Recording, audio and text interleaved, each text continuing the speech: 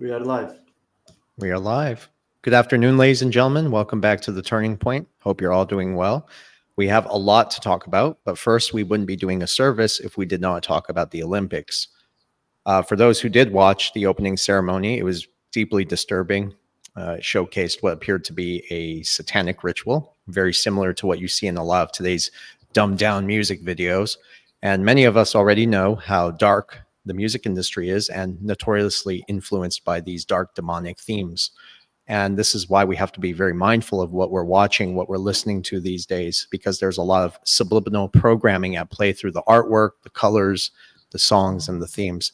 Some music even contains hidden agendas and narratives inside of them, messages when you play them backwards. But this content, my point though, is that it's just pure evil. What we saw was very disturbing, disgusting, mocking Christians, Muslims, and just people all around the world, including Buddhists, promoting perversion.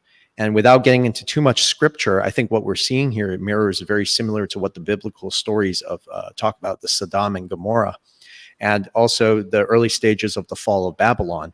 And even more interesting is that we're seeing a clear divide between in humanity of what's right and what's wrong, what's good and what's evil. Obviously, there are people out there who do support and condone such disturbing material. And I think these are the people out there that don't have their hearts and minds in the right place.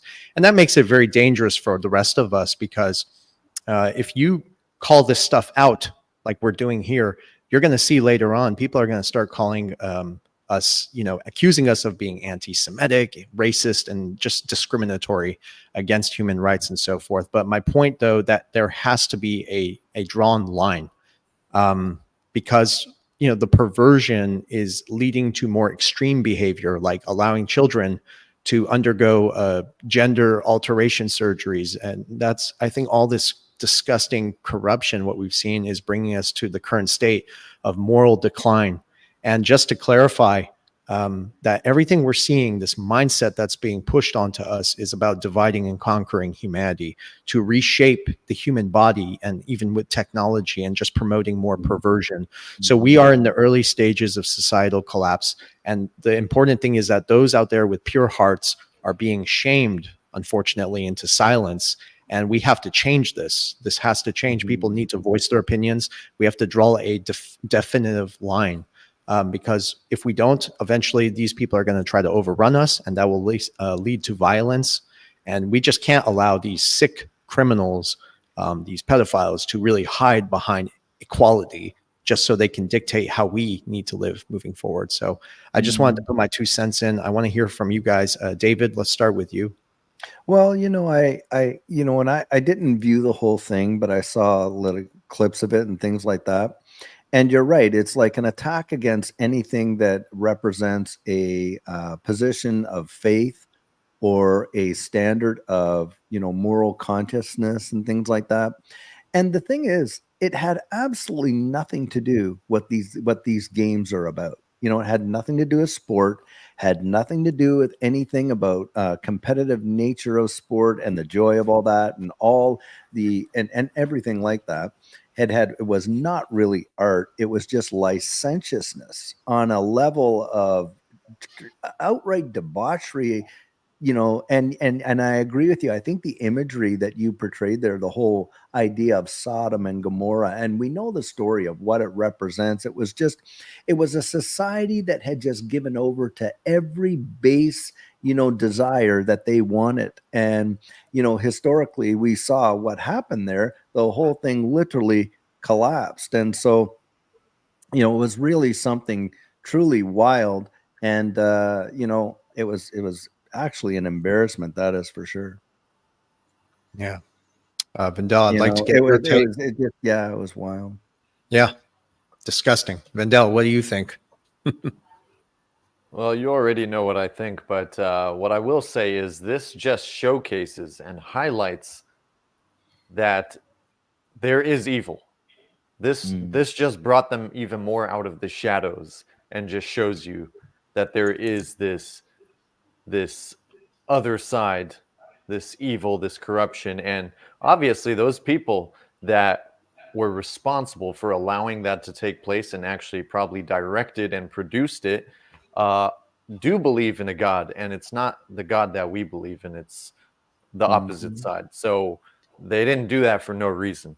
There's a very specific, calculated reason for why they did that. And it's obviously not just to mock people that have a strong moral fiber and religious belief, whether you're Christian, Muslim, or Jewish. And I'm not talking about Zionists, real Jewish, which there are not many of them in the real world, actually. There's few, and that do have higher positions in politics, and most of them are Zionists.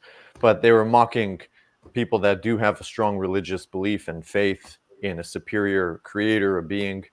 And that them doing that, taking that action, it's one of many. They do this all the time, but this was pretty significant, and they knew the world was going to see this. Now, whether or not they knew they would get this type of backlash, it's I'm really not sure, to be honest. But I'm glad people are actually boycotting this crap, and it's not healthy from a spiritual standpoint. And yes, this is part of the agenda.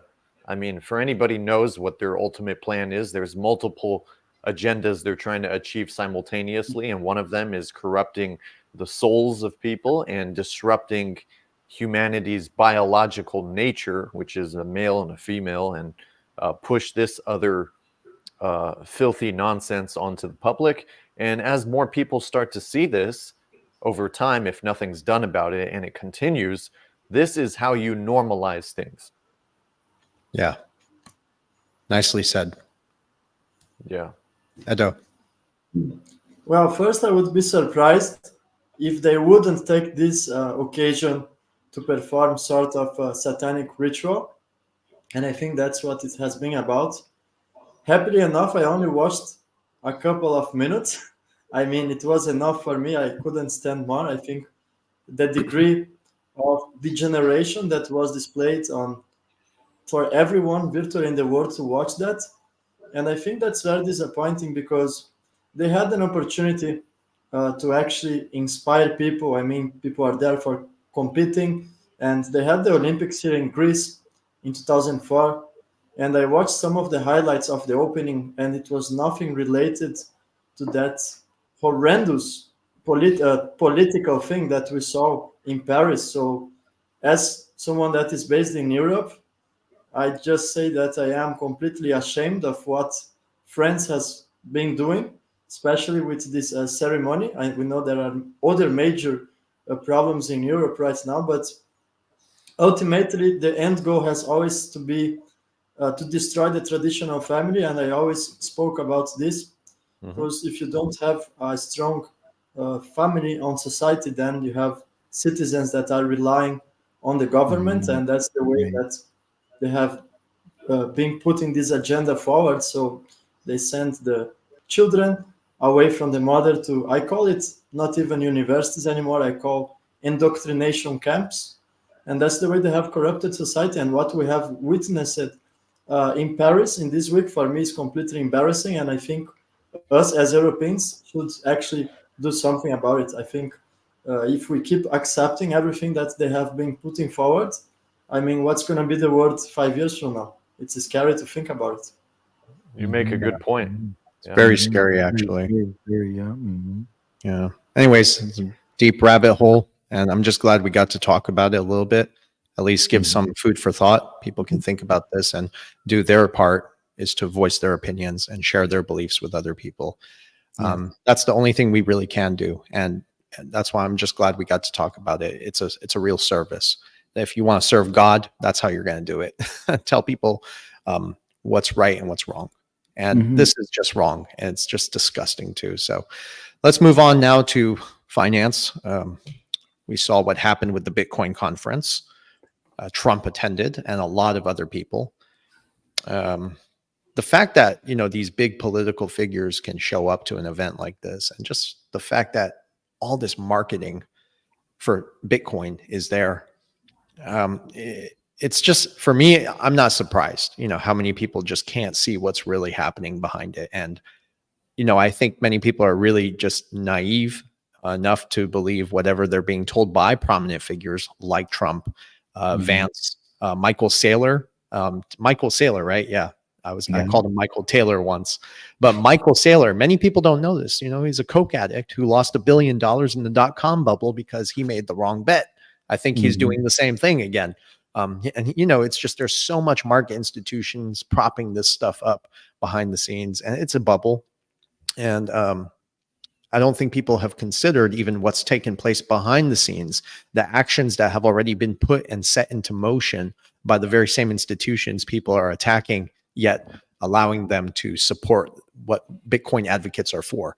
So the conference alongside Bitcoin, Ethereum, Solana, I think is just part of the larger scheme to seize more ownership of digital assets through smart contracts and so forth. Yeah. But it is a Ponzi scheme that's backed by major financial institutions, again, the same ones that Bitcoin advocates are opposing. So that's a conflict of interest right there. And then, of course, there are other aspects to consider, like the technology, the flaws in it, the origins of the Bitcoin white paper, and who's backing, again, these projects. So a tweet I was going to put out is that it's easy to recognize a bubble when you're not in it. And I think many people who are making money in this space are really just getting lucky. They're in the right place at the right time. And what they do is they use that to convince others that they're missing out. That's where the FOMO comes in, thus trapping a very naive and foolish population who doesn't really understand the underlying transition behind the distributed ledger technology and the implementation of the technology into the system. And just to say this, the 1%ers, they're never going to reveal their true intentions behind their investments, behind their strategy. Institutions have never given a shit about the public's best interest at heart. So if you look behind the scenes on what's happening, everything is already set in motion. I still believe technologies like RippleNet, which we talked about extensively, leverages the digital asset XRP, are already in place, again, for full-scale adoption. Another fact, just to throw out there, is that XRP is unique because it's sovereign, meaning it can resist institutional control, and the 1%ers know that. That's why the 1%ers are targeting this technology. And my strategy has always been simple. Me and my brother, I speak for both of us. It's quite simple. We follow what the top 1% are doing because you can't beat them at their own game. You could try to, possibly by owning physical assets like gold and silver, but this is a massive mind game. And they've been successful, in my opinion. And I still believe that a significant percentage of the population are going to face financial ruin with a predetermined solution in the form of a central bank digital currency or a universal basic income for those who didn't take time to do their research. And I don't give a crap what Trump said. A lot of people will say a lot of things, but then if you look again behind the scenes, what they're doing and what's been put into motion.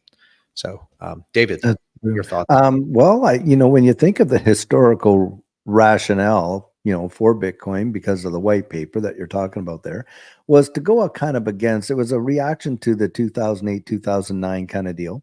And it was supposed to be, a way out of, this current financial system. Well, here we watched this conference, and I think it was Senator Loomis that came out and basically threw out there that they're going to table some form of legislation where the Federal Reserve would have to be out there and keep Bitcoin as, a reserve asset. Can you fathom that? I mean, you got the ETFs that are out there, and we can see the major holders of Bitcoin now are, a lot of these massive banks, VanEck, BlackRock, all these, basic trading banks and things like that.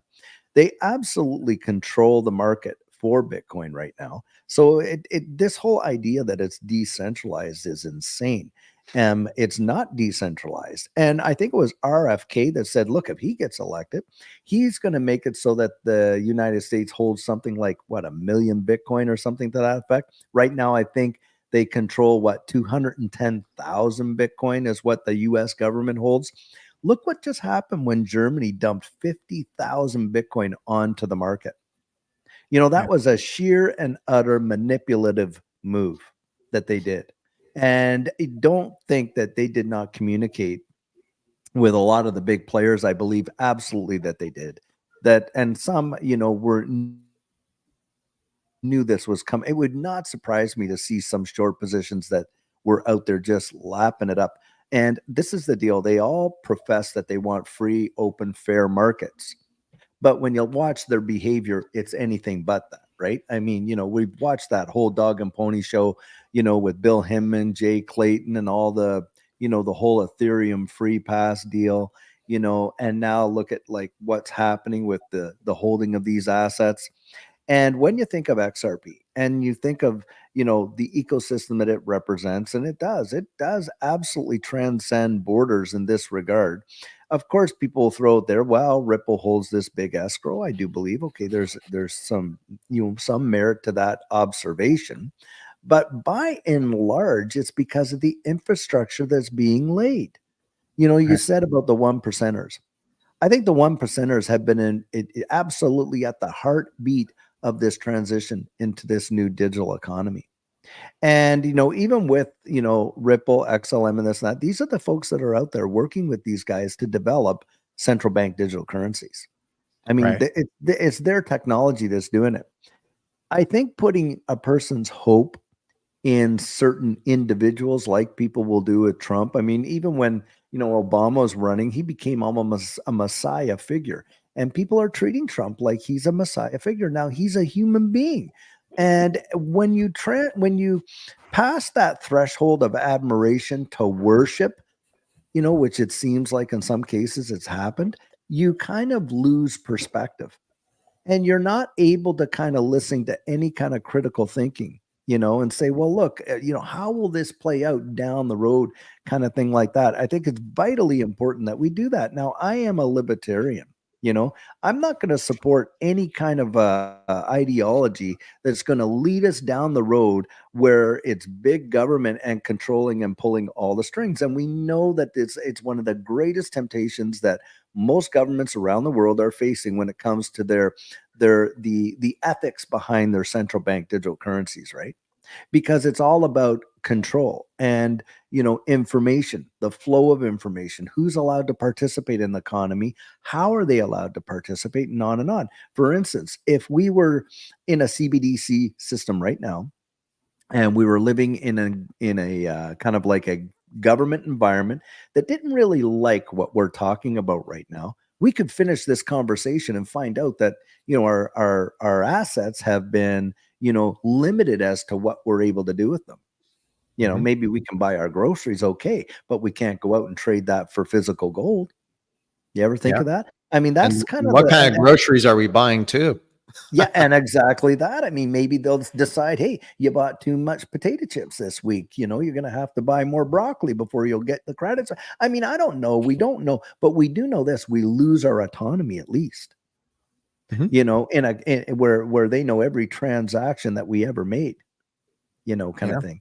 And, when I worked in the federal government and in the underground economy and stuff like that, I mean, it was very easy to, we would use, requirements to provide information with banks and that. And it was done ex parte, meaning the person didn't know. And we could build a financial profile, on a person, based on their purchasing history and stuff like that. And you could kind of see things because, people would get assessed for lifestyle assessments because they weren't reporting income, right? So now you're going to assess them on the lifestyle, and you say, okay, now you got to prove, you know, and I'm telling you guys, and that was back in the 90s, the 90s and the early 2000s. You think they haven't moved that pendulum away forward now? Sure they have. And so this is where I think, yeah, we are just it's been following a script, and I think Bitcoin was used as the entry drug for this digital asset space. And I do believe the rug pull is coming, and I think most of the world won't even be ready for it. It's going to be wild. Yeah.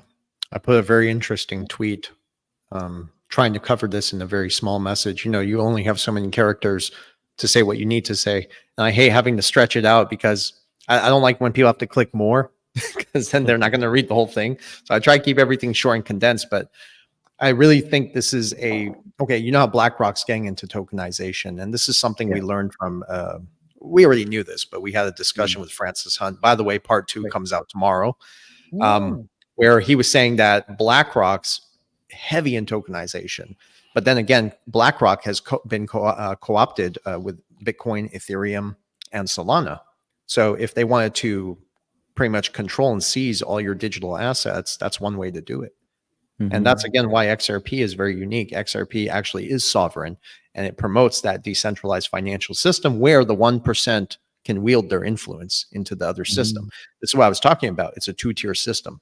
Vindel.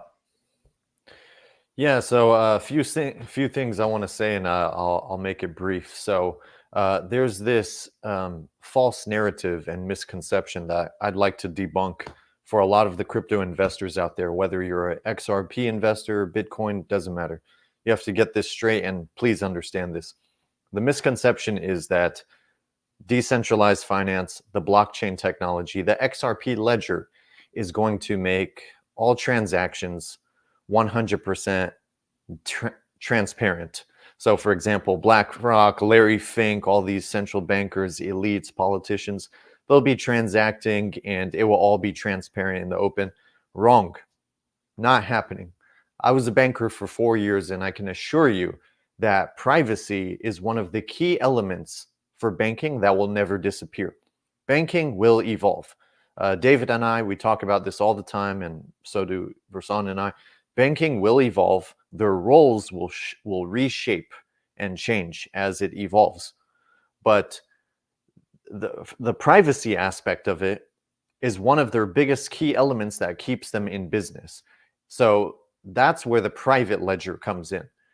Banks will use private ledgers for day-to-day transactions. That will be business as usual and will likely settle out.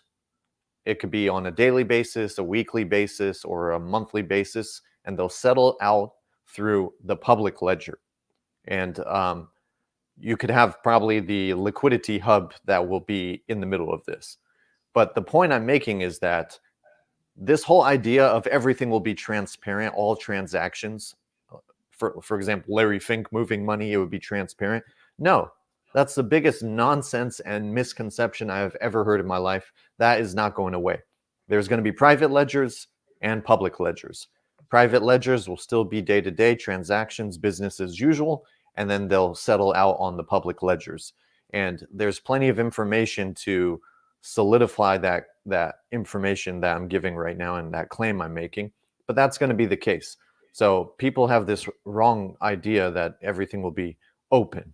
Not going to happen. Privacy it won't be is. open to, oh, okay. Yeah. I'm sorry. Yeah. I was going to say, yeah. Well, for us, it won't be. They'll have a closed system, like you just said, Exactly. and we'll be required through digital identity and all this other stuff, where we will, everything we do will be available. But you're right, absolutely. Yes. This is the way they've always done it. They've always done it like that, Yeah. and they are not going to forfeit the opportunity, to have what they've had all along. Not on your life. I agree 100% with you. Yeah, and the thing is, the privacy is it's a crucial. Privacy is one of the most crucial elements because for the bank, it protects sensitive client information. This is number one. It helps them maintain confidentiality, and it builds trust with their clients. If everything was public, there wouldn't be a private ledger, first of all. And second of all, banks would not be in business because no one would want to conduct business with them. So it destroys their entire business model.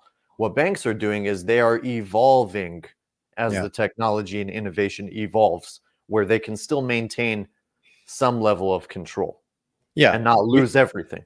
But you're referring to the federated sidechains. That's exactly what you're referring to. Well, my point is people think everything is going to be open for these elites moving money and it's all going to be transparent. No, that's not happening. So get that out of your head. Biggest bullshit I've ever heard in my life. That's not changing.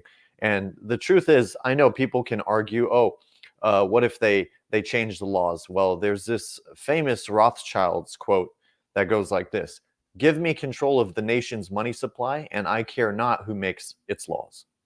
And that still applies till today. Because if they can control the laws, rig the laws of international finance, the banking system, by lobbying and fancy words of corruption, at the end of the day, they know what's taking place. They know a transition is coming, and they are trying to still stay in control of the wheel by evolving as the technology evolves. As a matter of fact, they are actually the artifacts of it, the architects of it. So just wanted to put that out there. And Thank it you doesn't very mean much. it doesn't mean you can't build wealth off this, because you still will and you still can if you own the technology, because it's a unique financial instrument like XRP or XLM. that will only increase in value, because over time the supply is going to get squeezed more, because as institutions buy it, they're going to buy and hold it. They're never going to sell it again, because they're going to be using it as a tool. It's almost similar to carbon credits. It's an asset that's only going to go up in price over time.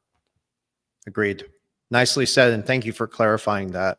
And yes, there is going to be an XRP shock in the supply eventually, and that's where I talked about how the price is going to significantly go up, and there's going to be reasons for that, and we've talked about this many times. Edo, I'd like to get your take on it. And also, Edo, you put a very good short out the other day on Twitter, or was it today, right? Well, I put in so much content. Which one are you talking about?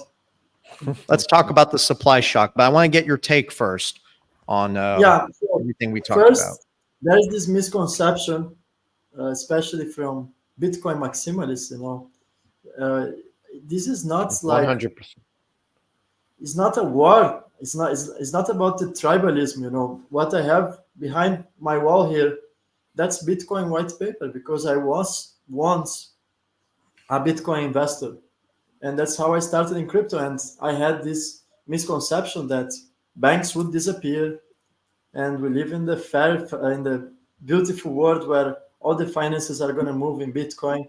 We don't even need the central banks anymore. And all of this idea, initially who invested in Bitcoin had these ideals. You had this, that you are against government and all of this.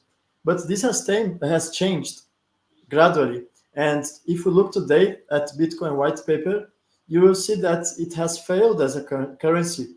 And basically, Satoshi didn't achieve his original plan, which was to make a functional currency. What Satoshi did, actually, well, we can get on very shortly about XRP being introduced later as a solution, and we can also tie that to Satoshi. I did many videos about that. But ultimately, what we see in this Trump convention, for example, you see more sort of a cult, and they are doing everything they can to push the masses to get in Bitcoin. And if you are not getting slightly suspicious that there is an agenda behind it, I think you are going to get in serious problems. Because when is the last time the government wanted retail investors to make money? Can you please remind me? Were they talking about? Where was Donald Trump? That's a good question. Where was Donald Trump when Bitcoin was trading at $500? Where was Donald Trump when Bitcoin was trading at $5,000? Bitcoin now is near the all-time high, and suddenly Donald Trump is embracing it. What a coincidence, right?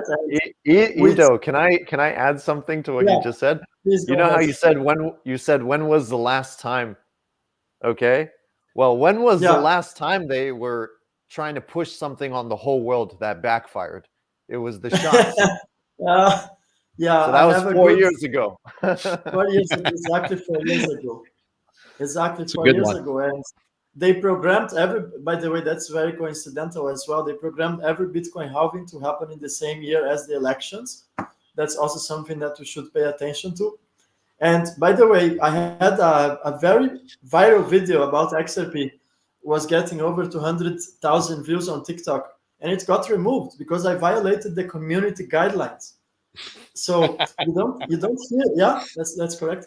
You don't hear the same type of censorship when people are talking about Bitcoin. Actually, that's getting leveraged on social media. You just see that all of these micro sailors, they are being streamed, they are being invited to talk on CNN, on Fox News, everywhere. I mean, the red flags are everywhere. And I don't know, but maybe I am too conservative investor. I don't like buying any type of assets past all-time high. I mean, and let's ask another question. What are central banks actually buying? Let's be more precise. What are BRICS nations buying right now? Are they buying Bitcoin, or are they actually stacking on gold and precious metals? Well, the answer is they are buying gold. They are buying tons of gold, and they have been doing that for the past 5-10 years. Don't you think that BRICS are buying bricks? Good one. Yeah, the BRICS are buying bricks. David. So using the logics here, they are accumulating precious metals. The same entities that control the future of finances. Central banks are the head of the snake. Nothing happens by coincidence. So if they are dictating finance in a global scale, I would assume that they would be buying Bitcoin at $500, not at $65,000. It doesn't make any sense from every single angle that we analyze this Bitcoin convention theory, and now Bitcoin getting very popular. I just get more and more secure that I am invested in the right assets, and that's not Bitcoin. Yeah. Nicely Good- said. good Very good point. point, by the way. Yeah. Yeah. And for those who did not see that short, just go to follow Edo on Twitter, on X, and just check it out. He puts a lot of very powerful content out there. In fact, everyone in this space does here. So go check Yeah, that I out. was also putting down some very, let me call it how it is, bullshit. That some people say XRP cannot be. I'm not sure if you're talking about this one, but they claim that no, it's impossible for XRP to trade at a high price because the same XRP can be used over and over again. And I was just explaining that's a huge misconception because they don't really understand the concept of nostro vostro accounts. The banks need to have certain basket of currencies which involves foreigner currencies in their balance sheets, so that can facilitate global transactions, and that causes massive liquidity problems. And Vandel, I am sure he's former banker, so he knows even better than myself. The point is that most XRPs will be locked. Every central bank in the world is going to need to have a certain amount of XRPs. Not only central banks, but we can talk about the IMF, we can talk about the Bank of International Settlements, which happens to be the central bank of central banks. So this theory that the same XRP can be used over and over again, it goes against the principle of the velocity of money. So it's just massive food. I call it how it is. You're right, and also a tokenomic perspective too. There's only 100 billion, which is a very minuscule. It's a very small amount when you're talking about global liquidity, which just alone Swift is $1 trillion a day, and then you got derivatives markets, and I mean the size and the amount of money flowing around the world from institution to institution it's massive. So 100 billion is nothing. Yeah. But anyway, go ahead. Well, Yeah. and I also had somebody as well, Edo, had come on and was throwing this whole thing out there that, oh, well, when you look at the hyper efficiency of XRP, and I'm like, well, this is a plus, not a minus. And then we went into look, if you took one XRP and XRP settles in 3 to 5 seconds, let's say, and you employed it consistently for 24 hours straight, right? Because in 24 hours, there's something like 28,000 or whatever it is, like if you 86,000 seconds in a day or something like that. You divide it by 3 seconds, you get, so I mean, the likelihood of that even happening, if it could happen, is almost non-existent. It's like ridiculous, argument. But this is another FUD that's being thrown out there. Oh, well, it can be just used over and over and over, the same XRP. The likelihood of that happening is next to none.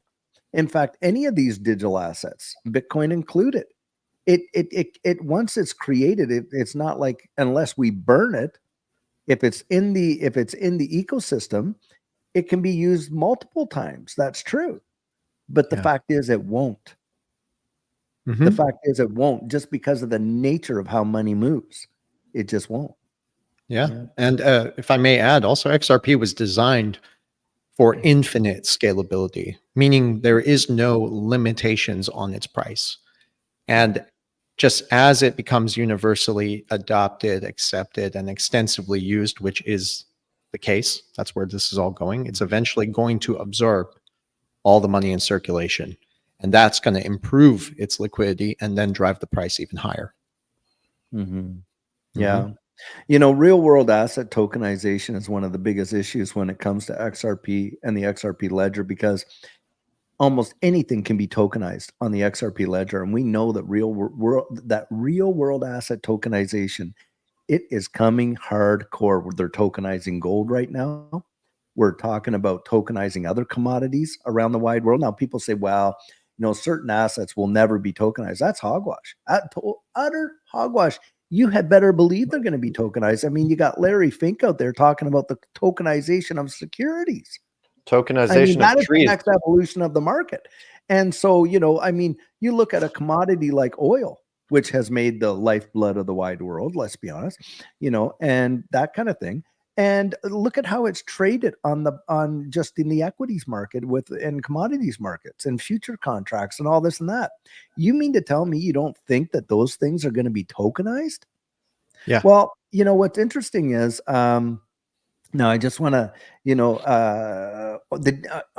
what is it called? The Depository Trust and Clearing Corp for the United States. Trillions of dollars of value go through a day in settlement, right? Through the Depository Trust and Clearing Corp. They themselves went and signed up with R3 Corda for, instant settlement, and they were going from a few days to 30 minutes. Well, R3 Corda utilizes XRP and XDC for those settlements. I mean, that's right there. I mean, I think the evidence is all around us. And I think that's where the valuation is going to really come from, because and I bring this up, global money supply is, a lot of people can't fathom. They look at a $2.7 trillion market capitalization for the whole of this digital asset space. That is a proverbial little drop in the bucket. Yep. When you think about, the tokenization that they have planned for this new digital economy. Yeah. And I always tell people not to sweat the fluctuations in crypto prices. I mean, none of this is really valued the way it needs to be. It's getting there, but the financial institutions are the ones who are going to drive the market, not retail investors. So I just tell people, make sure you're invested and diversified into the right technology so you can sit back and enjoy the damn show. Mm-hmm. That's what I do, right? They're driving it now. And a day will come where you will not have access to it. Look, in Canada, they established a law that you cannot invest more than 30,000 Canadian dollars annually into this digital asset space. But you could take your life savings. You could go down to Las Vegas. You could blow that in slot machines all you like. I've just had a few of my subscribers tell me that their bank literally sent them a notification that they will close any account down. This was in Australia, that they caught in trading in cryptocurrency, because they considered that to be money laundering and stuff like this. A major bank. And I'm like, you got to be kidding me, when these institutions themselves are hog heavy in it. Yep. Crazy. Yeah, and that's why XRP is an opportunity for everyone to become incredibly wealthy without taking an enormous risk. That's the way I see it. Yeah, good point. All right, so Bindo, you want to say something? Because I was going to move on to I just wanted to say I really love what Edo said when he said that it's no coincidence that the Trump administration is now promoting Bitcoin after how high it's risen, after how long it's been in existence. And it just so happens to be around the bull run, the debt refinance cycle, around the election time. Come on. Look, brother, anybody watching, you are retarded if you think this is a coincidence. Layer everything together and look at the time frames and the charts. Everything lines up to every 4 years. The debt refinance cycle, liquidity being pumped in the system to refinance the previous debt and the interest, the Bitcoin halving, the bull run, the elections, and now promoting Bitcoin. Now, people ask, oh, would you ever attend this on Twitter? And I said, yeah, let me know when they promote a digital asset or crypto that hasn't risen 106 million%, then maybe I'll consider. But that's how much it's risen, and now they're promoting it. And it could go a little higher, but just be real. You're not going to create any wealth off that. It's an instrument for the wealth to build more wealth. That's the wealthy, the ones who are the insiders, the market makers. And because they have so much of it and can afford so much, if it goes up 3%, they just made so much money. But when you're talking about retail investors, little guys, most people don't even have $5,000 in their bank account. I mean, don't expect that to change your life. It's not going to. The gems, the hidden utility, the future digital assets that will immensely rise in value are the ones they are not talking about. That's right. Like I said earlier, they'll never have your best interest. They're not going to share their strategy. It's too late. Right. Like I said, what government wants you to? When is the last time a government wanted you to really make money off of anything? I think Yeah, that's very telltale. so it's so true. David, I wanted to get your take on something. I didn't do enough research into it myself, but the Bitcoin Strategic Reserve Bill. Can you tell us more about that? Well, Senator Loomis came out and she threw this out there. And the whole idea was that the Federal Reserve would be holding on to Bitcoin as a reserve asset. I'm like, they're basically treating it like a tier one asset, like gold, aren't they? I mean, Hmm. central banks around the world, we know, are buying gold like crazy. Well, it's a fool's gold, really. Bitcoin would be a fool's gold, for the retail, and they throw that out there. Now, will this really see the light of day? She presented it at the Bitcoin conference, and I don't know if it would ever really pass. They're all talking about, how they would do this, and that the Federal Reserve would be holding on to Bitcoin as a reserve asset. Well, I often think they already are. I mean, come on. Do you think the Satoshi wallet that holds 1 million Bitcoin, when Bitcoin came out in 2009, the average person didn't even know what SHA-256 was. And remember who came up with SHA-256? It was the NSA. And who worked at the NSA at the time? It was an early developer, of the Bitcoin network. And that was David Schwartz, by the way, one of the founding members that created the XRP ledger. And, back in the day, I think it was the DOJ had gone and interviewed the Satoshis, 4 of them, and this is where, a lot of people really do, this whole idea is just insane to think that somebody has been sitting on 1 million Bitcoin while it's gone up from nothing to $70,000. I honestly do believe that my guess is it's probably a government agency that's holding on to that. I that's my personal belief. I wish I had the evidence to prove it, but there's no way that's an individual. I don't care who they are. Of course You not. know, I think it is. they'd be the wealthiest person on earth practically. Yeah, but real quick, guys, I want to play a clip for you. In fact, I have 2 clips I do want to show, but I'm going to show this one first, and we'll save the next one for later. This is from my discussion with Martin Armstrong. Those who have watched it, he did share his background a little bit. He worked with the central banks. He's worked with governments for more than 50 years. He was an insider at one point, got booted out, and they even put documentaries out there about him called The Forecast. Just check this out. Listen to what he said. And I think it's interesting because, he just confirmed what we already know here. So I'm going to play this. Give me 1 second, guys. Sorry about that. Covering the 1996 white paper from the National Security Agency on how to mint a digital currency. It's called SHA-256. Shortly after the 2008 financial crisis, they put a Band-Aid on it to bury the mess that we're now experiencing. And then Bitcoin emerged as a deception, in my opinion, to convince the masses that there was a way to fight the banks at their own game, which is obviously not true. Can you explain how you came to the conclusion that Bitcoin was a government experiment? I've dealt with governments for 50 years, and they float a balloon. That's what we call them, to see if it flies. All right, Bitcoin was out there marketed. Oh, this is the way. It's going to replace the dollar. That's going to be the reserve currency. They can't shut it down. All this. It's outside the central banks. I mean, this was all just absolute nonsense. If you're really looking at creating something that's really anti-government, why would you use blockchain so they can trace every little transaction? If I give you a $100 bill, they don't know where I got it from. But if I give you 100 Bitcoin, they know where I got it from, and that guy knows where they got it. That's not privacy. All right. That is their ultimate goal. Mhm. I mean, honestly, like I said, I've been in meetings, I've been warning them that this is going to collapse. This system that they have created with perpetual debt is not going to be sustainable. I just thought that was interesting, guys. His perspective is very unique, and I wanted to share that with everyone. That's how I see it. That's Did you the guys, plan. were you guys able to hear it, by the way? Yeah, it wasn't as loud, but it's definitely heard. Well, that was just and Next the time I'll thing make is, it louder. No, it was good enough. But I agree 100%. Like, I mean, you cannot look at it.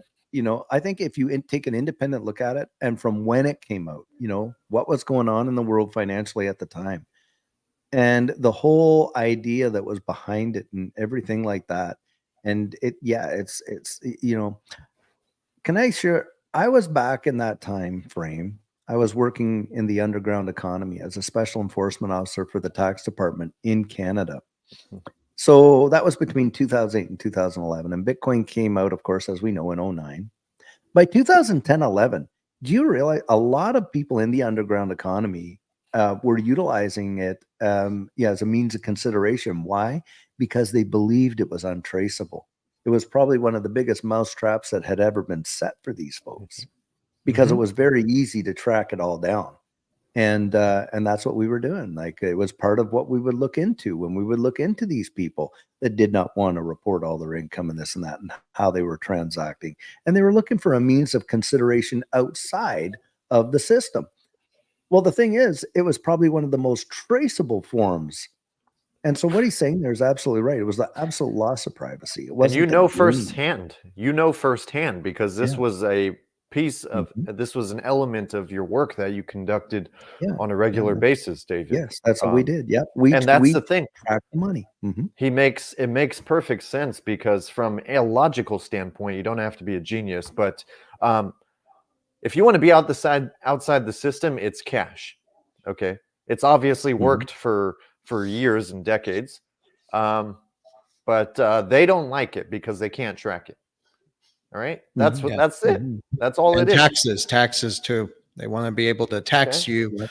even if Mhm. you didn't want to pay your taxes. They could just Can't- confiscate it like that, since it's digital. You can't say Yeah. cash doesn't work. It does work, and they don't like it Yeah. because Well, they can't track everything. Mhm.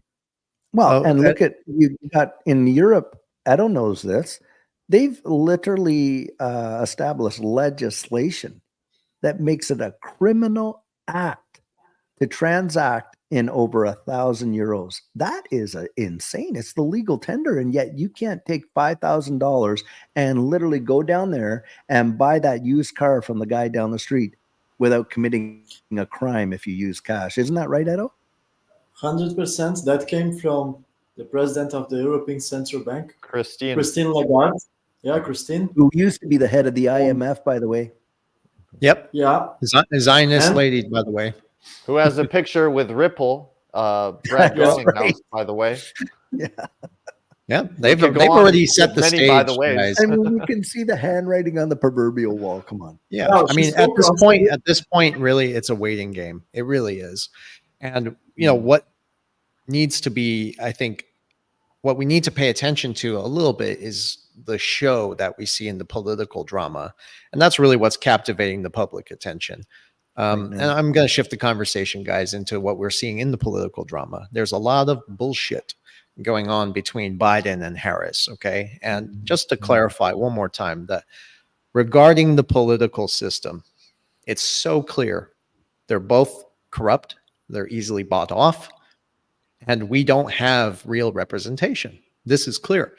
But the reason they're achieving this is not just to consolidate more control on the masses, and this is going to tie into the next video I'm going to show you guys, but the goal is, again, to break the trust intentionally between the people and the governments so they can justify the political reform. So the Biden-Harris administration it's all bullshit. And, it's very dangerous, though, I understand, because these people are psychopaths and they're taking us down a very dark path. And if I can go a little bit further, I want people to understand that the strategy that they're using to divide and conquer, the divide and conquer tactics, is very simple. It's like this. So what they do is they have very bad people in Congress and the Senate who have made publicly their intentions, their negative image, very clear to the public. And what they'll do is these bad actors will support something that is true and right.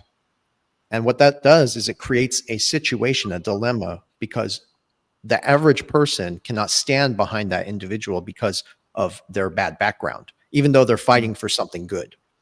And then at the same time, you have good people who are still corrupt and bad too, supporting harmful actions like going to war. And many people will support that because they only see the good side without really understanding the bad side behind their past and realizing that they're all corrupt. And it's a manipulation that is so powerful that makes people think based on surface level perception about what's right and what's wrong, even though both sides are corrupt. And I keep telling people that the real war is here in America. It's against our own governments. It's against, we're like 7 billion people against what, like 400 or 500 people who really run the world. And They're the ones creating the chaos and division in our society. And it even ties us into the financial landscape and the economic hardships that they're putting on people. And because of this situation, that people are too blind to see the divide and conquer strategy. And that leads us to support bad actors and vice versa, creating an illusion of what's right and wrong again. And I keep telling people we're at the point where individual thought is breaking down. People no longer really think for themselves. And I think this is one of the biggest problems in America and the rest of the world. And I hate to say this, but I think America has become an embarrassment to the world and even humanity to a degree, because it has allowed the propaganda machine to shape public opinions more than anywhere else on the planet. And don't get me wrong, other places in the world, they have their issues too, but it's because the deep state's reach is extensive and they reach people all over the world. But just generally, people thinking for themselves is under threat. And, that's something I can attest to because I've lived outside the country as well. And I see that in other countries, people tend to think more for themselves and not be beaten by the propaganda machine, unlike what you see in the West. And of course, the West is really the one pushing all this satanic influence throughout the world, this disgusting woke propaganda as well, and so forth. So just macro view on the political drama. It's all bullshit. Yeah, it is. It's a big theater act. I commented today, there was an article that came out that, in the last few months of Biden's administration, he wants to go and promote a constitutional change for the Supreme Court, which is absolutely phenomenal. Now, I put this out there and I was saying, like, do you really believe that they would, if these current Supreme Court justices were, of that camp, do you think that they would go out and do this? Well, the whole thing is really theater, because the reality is we know there's a lot of influence, that's given over to a lot of these, institutions. And the third branch of government in the United States is the judicial branch, right? And it's supposed to operate separate, independent from, the executive branch, and of course from the legislative branch. And so it's this, three-legged stool, if you will, and all branches are supposed to have their own role. Well, if now that you got a situation where they want to change the constitutional construct of what this republic looks like, what you're really talking about there is taking off one of the legs, where one branch can literally influence, and it's a consolidation of power. And this is really where they want it to go. And and also to throw out there, what they're really proposing is term limits on justices, number one. Number two, which sounds nice in the beginning, but really what's that talking about is talking about influence, right? And then of course they want to establish a code of ethics. Well, who gets to determine what those ethics are? I mean, I've seen a ton of different codes of ethics that would be anything from ethical. I mean, right now, code of ethics, if we were to take the woke crowd, code of ethics would mean that, you have to use the he, her, them, they, thus, and what, and all this and that, and the utter confusion of it all, or that a 9-year-old can go in and talk to a doctor about gender, transitioning without even the parents knowing. Now, hey, for me, that's not ethical, but that would fit within their frame of what's ethical. See?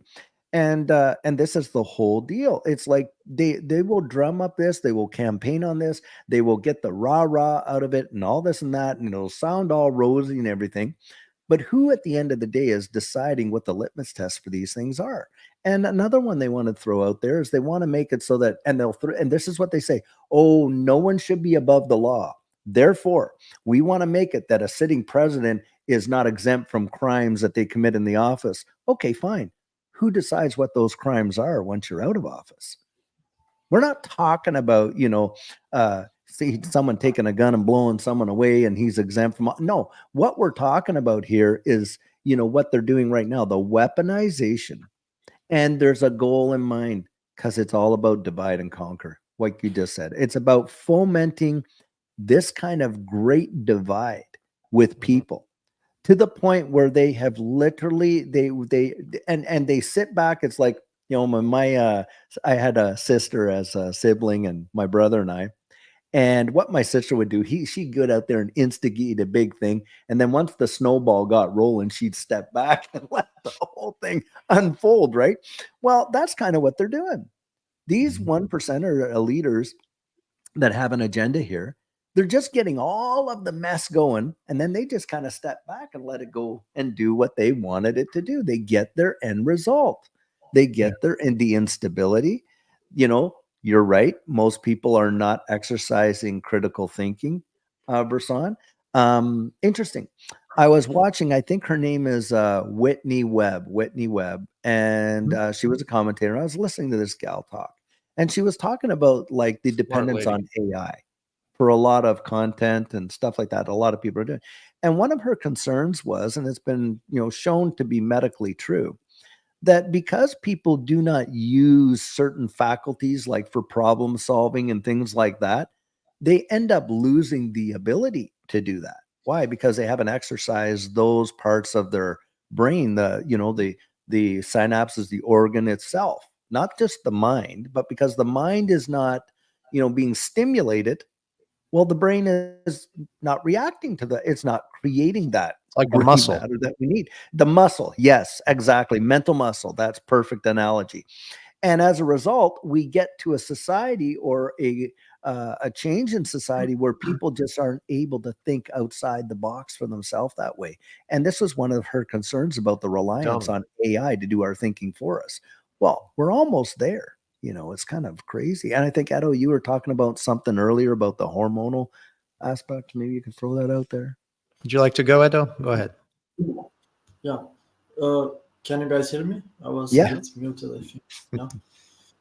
Yeah, well, I was saying before privately, before we start this live streaming, that it's part of the agenda also to destroy the hormones, both for men and women. I would argue that the real pandemic nowadays is like low testosterone for men, for example. If you compare the testosterone is dropping 1% by year. And if we keep going in this direction, what are going to be the testosterone levels of the next generation when they are in their 20s, in their 30s, which they should be with high testosterone levels? And I'd say the same for women with their respective hormones. But the whole point I'm trying to make here is that by poisoning the foods that we eat, because nowadays the problem goes even beyond, because these children are already being born with the disruptive hormones because their mothers are being fed things that are intoxicated. They are putting poisonous elements on their bodies. We all know what happened with this. I will not mention further about, because we don't want the life to go down. However, think about animals in nature and how they have this sense of intuition. My family, we have a farm. I remember when I was younger, I was watching like there's gonna be rain. It's gonna rain a lot, and I see the cows going up the hill, and you just wonder how the animals can sense certain things in nature. And I would argue that we have the same capabilities, and that's called intuition. And we as human beings are given intuition. And for me, hormones do have consciousness. You do know some people that have this capability to sense what's going to happen next. And you can just predict. And that goes for the markets. That goes for when someone is lying to you. And that's really the hormones working as they should. And that's called consciousness for the hormones. So by creating a society that don't have functioning hormones anymore, you have a society that's dumbed down, that only reacts and doesn't think critically. It's a society that is in a constant state of reacting, and extremely emotional. And just see the symptoms of a man that has low testosterone levels is to be extremely reactive, and everything bothers him. And that's what they are building with society. So we have a society that doesn't have functional hormones, that are completely intoxicated with heavy metals, with every type of poisons that they are putting on the foods. Can even talk about what they are spraying on the skies, but I don't want to get too conspirational here. But it's Well, very you're incredible. being realistic about the situation, and if I can add something before I Not let my brother speak. conspiratorial. Mhm. Well, real quick, it's not conspiracy. You know, how No. many conspiracies have to come true for people to realize that this is really happening? But you are what you eat. And if you're putting poison in your body, that's going to have an effect on your mind, the way you think, and your body as well. Another thing for the men out there, to keep your testosterone levels up, ginger and garlic and is a great way to go. And squats. I always eat And, raw ginger. I know it tastes like crap, but yeah, if you can eat some raw and ginger, it really keeps your most interesting, the things they tell us to avoid are the things that actually are good for our hormones. Take yeah. sun, eat saturated fats, animal fats, butter, red meat, and that's the exact same things they are telling you. You Mhm, should avoid mhm. that at all costs because it's actually going to increase your cholesterol levels. Well, we can get in all of that rabbit hole. Yeah. It's deep, I Yeah. promise you. They Mhm. control everything. They control the food industry, and you eat the foods, you get sick, and guess what? Now you need to go for the pharmaceutical industry, right? And then you're gonna treat the symptoms from the poison that you are putting on your body, because that's what we are doing on a daily basis. If you're not taking Mhm. care of what you are eating, it's even in the toothpaste. I get my toothpaste, interesting enough, from a Russian market, and by default they don't have fluoride.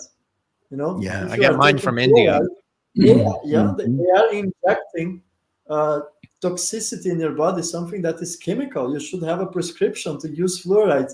Yet Mhm. everyone is using toothpaste with fluoride, and that destroys the thyroid. That actually Mhm. dumps down the population, and that's what they have been doing for the past decades. And I think we are at the point Mhm. that all this process is already completed. They don't have to do anything anymore.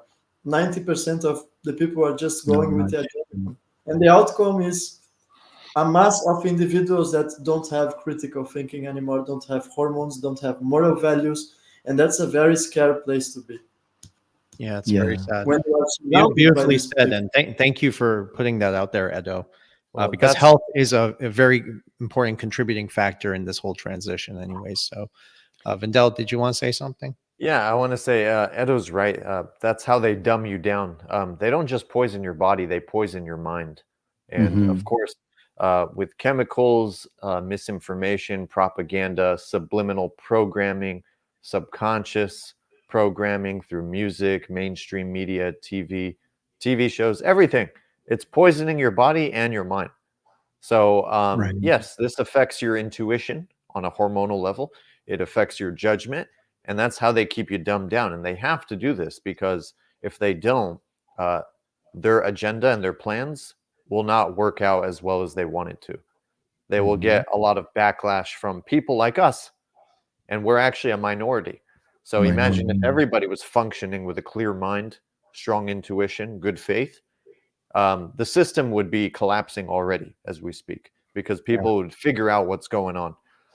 And a lot of people would say the system is broken, it's not working right. That's what we're thinking. But do you know what the elites are thinking? They're thinking, no, it's working just how it should. This is Yeah. how they like it. Okay. That's Mhm. what they're thinking. So Yeah. it doesn't need to be fixed, it needs to collapse Mhm. I because think this it's not was working. this is a very powerful conversation we've had here so far. Well, one thing I'd like Mhm. to add is what my brother was saying about the politics. It's really called psyops, all right? Psychological operations, military operations. It's when they play bad cop and good cop on a political stage, so that they earned your trust because you don't like the evil crap that the other guy's doing. But in fact, they're both evil. They're basically giving you two options. Choose one shitty apple out of the two shitty options you have. That's basically what they're doing. And True. you will lean Yeah. more No, towards true. one or the other because you have a natural bias because Mhm. they earned your trust years ago. Okay. Yeah. That's how they work. It's a psychological operation. Ultimately, regardless who serves in office, Biden, Mhm. Trump, For God's sakes, I could serve, okay? At the end of the day, the outcome is going to be the same. It doesn't gonna be the matter who serves in office, who's the president, who's the vice president. It may be different in the short term, which route they take, but it will all lead to the same destination. Because the at the end of the day, conclusion. the problems are never going away. For example, people think, okay, Trump will come in, and I'm not taking sides here. I look at the facts, okay? And I know how they play these games. People think, oh, Trump comes in, he's going to fix inflation. Okay, well, first of all, it doesn't work like that. Inflation is a gradual thing that has to have pain in order to fix it, okay? So they left the pain out. But even if you do fix inflation, just because inflation comes down, don't get that confused with prices going down, because there's a difference. Inflation is a whole different thing from the cost of your goods and prices coming down. That is not happening, okay? Prices never go down. They only go up. So little things like that people should be aware of. It doesn't matter who's running the show. The outcome and where we're going will take us to the same destination. So Yeah. yeah. Nicely said. I think with your point there, one of the, a big tell would be, look, we just went through this whole assassination attempt of Trump. In the past, that would have been front and center for a long time. Look how quickly we've moved on. Yeah. Just like that. I mean, that was phenomenal. You take that back just a few decades, that would have been on the top of people's mind for a good while. Man, have they ever conditioned us to be absolute addicts to new dynamics? And boy, they're ready to supply a narrative almost daily. You are right, David. Sure. Yeah. And, if you listen to what the news is saying, they're saying we'll bring out the facts. We're waiting on new details. And this is something Francis Hunt alluded to. Like, the facts from who? The very same corrupt institutions that lied to you to begin with. So it's just hogwash, Mhm. But gentlemen, we have went over an hour. I got Yeah. things to do, and I know you do too. Yeah. So this was a phenomenal conversation. I'm glad we got to talk about everything. Do you guys want to put some final words out there? Keep it short if you guys can. I would say this, guys. I always am going to bring it back to this point.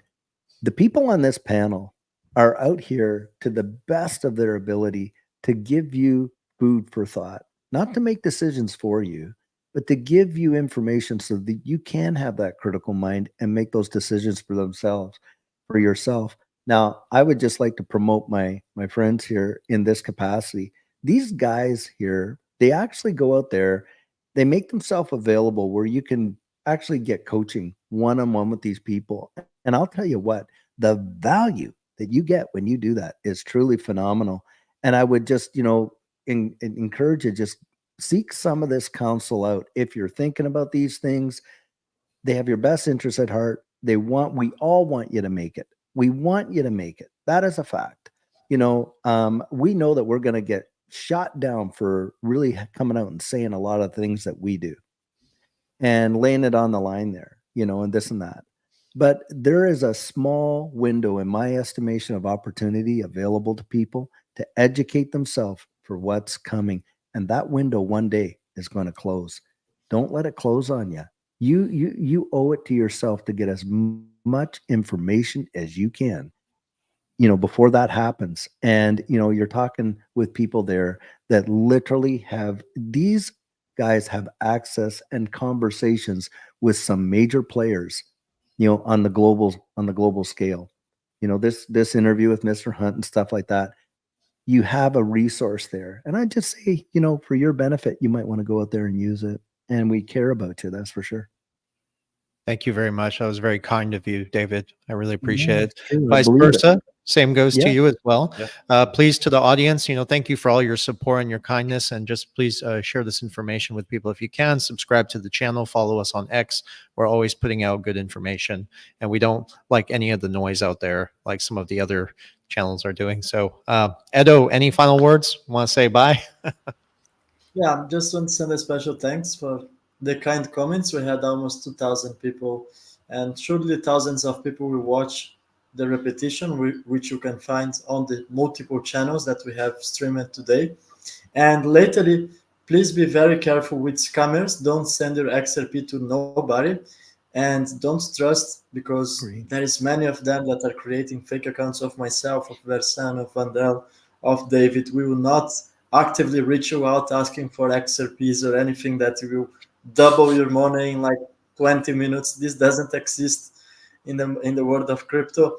So please be very mindful with the fake accounts, because every week someone is being scammed and they are texting me very sad. And being I scammed know. in XRP is like losing money on steroids. It's like, it's worst, you know. So please be very careful, everyone. Yeah. Good. Well said. Well Um, said. you know what? I might as well throw this out there. Somebody has been impersonating me on Telegram. I do not use Telegram Okay. ever. It's just too many damn applications. I am so sick of being on my phone. So please just don't do that, okay? And there's one channel person impersonating me on Instagram as well. I have a very low profile on Instagram, so if you're going to follow me, it'll be in the link in the description below. Vandel, any final thoughts? Yeah, I just want people to think. Don't have a weak mindset and believe that a white knight is going to come here and save the day. At the end of the day, God gave you a mind, intuition, and tools, and you have to use your tools, your mind, and your resources. Do not ignore the facts and just think someone's going to save you. You have to take action yourself. Otherwise, you're going to be filled with regret. You're going to get obliterated. Or you can acknowledge the facts and the truth, put your ego aside, and make a plan to take action so that you can make the best outcome out of the crappy situation that's coming. Yeah. So you choose your destiny. Wonderful. Okay, guys, everyone have a great day, and thank you again to the audience. Take care. Take care.